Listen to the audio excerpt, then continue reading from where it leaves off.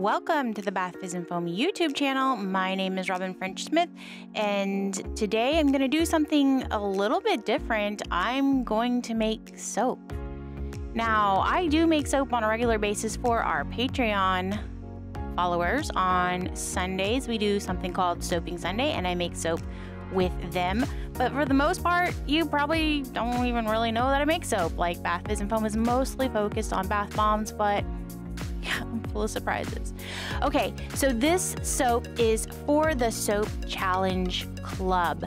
This month, the swirl was called a Luna Swirl, and I was intrigued by the swirl. I wanted to give it a shot, so I'm going ahead and doing that. Now, those three little cups that you see at the top, I did a water discount on my soap, which means I didn't put all the water in the recipe that it called for. I put less water, and I'm making up for that water discount with those three cups up there, so they each have water, and then they also have water soluble dyes.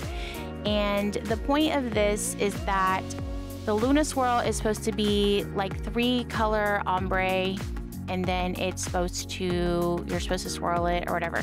And we were only allowed to use white to create the ombre color, but I wanted to make a Halloween kind of themed soap, and so I didn't really want it to be white. I did try one version. This is the second version I did. I did try one version, and it had more white in it, and I just didn't really like the way it looked. And technically the rules said that it didn't have to go all the way to white, so I could have just used a single color, and then instead of letting it go pure white, just kept adding color. Anyway, I don't know. I mean, there were other ways I could have done it, but also I was curious about using water soluble dyes in a cold process soap. So there are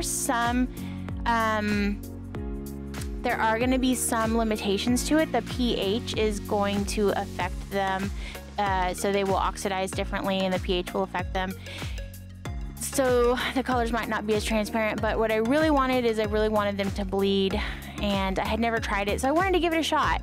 And yeah, so basically this is my batter. I'm doing heat transfer because I do heat transfer for everything, and I split it up into 3 portions, and I realized I needed 4 portions, so I split up into 4 portions. And then here I am mixing in that purple. The purple was made with blue 1 and red 27, maybe red 28, I'll have to double check.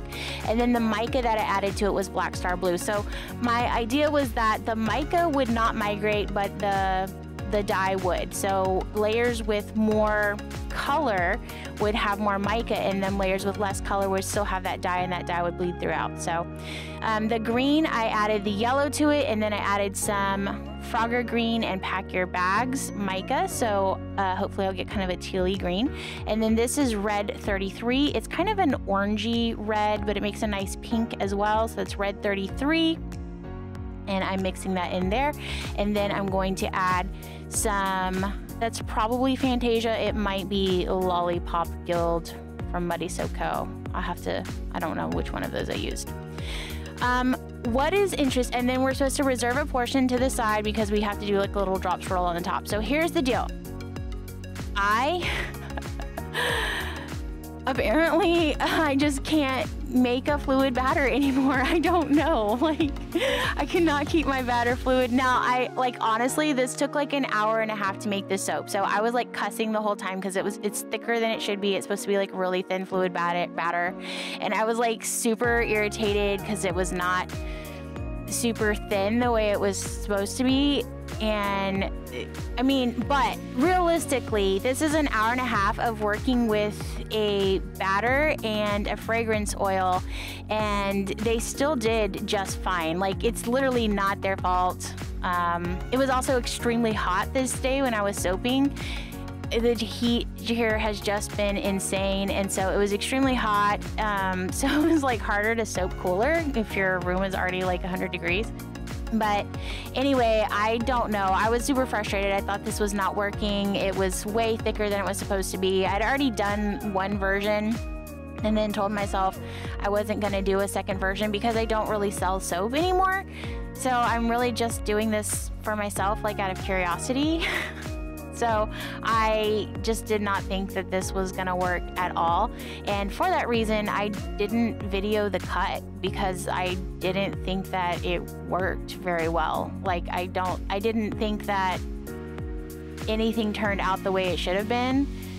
You can see that it's, I mean, when I say it's thick, it's so fine. There's not thick. It's just that it wasn't as thin as I wanted it to be, but I'm like having to glop on the those colors on top so I can get my quote unquote drop swirl. And it's obviously not a drop swirl. It's just plopped on top. Like I was just so, I wasn't defeated, but it just was like, it was frustrating. I didn't think it was working out.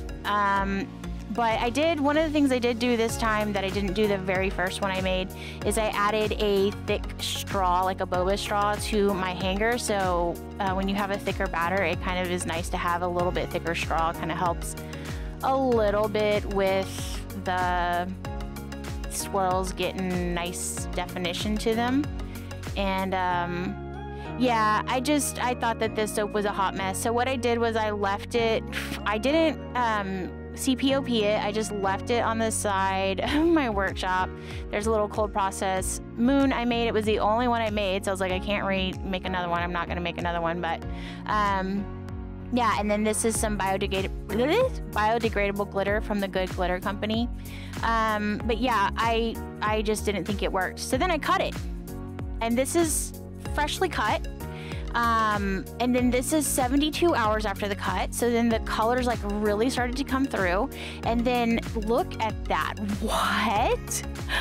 Oh my God, girl, she looks good. Okay, I'm really surprised.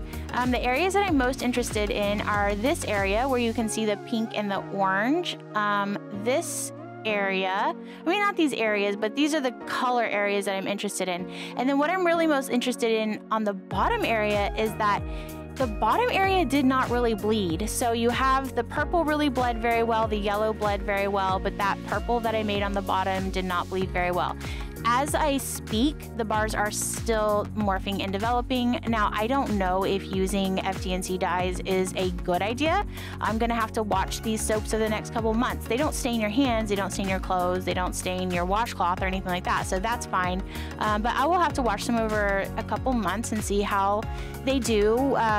You know, do they fade? What all happens with them? But yeah, this is just, it's been really interesting for me, and I hope that it was an interesting experiment for you as well. That's all for today. I know this is like different content for me, but that's it. And happy making.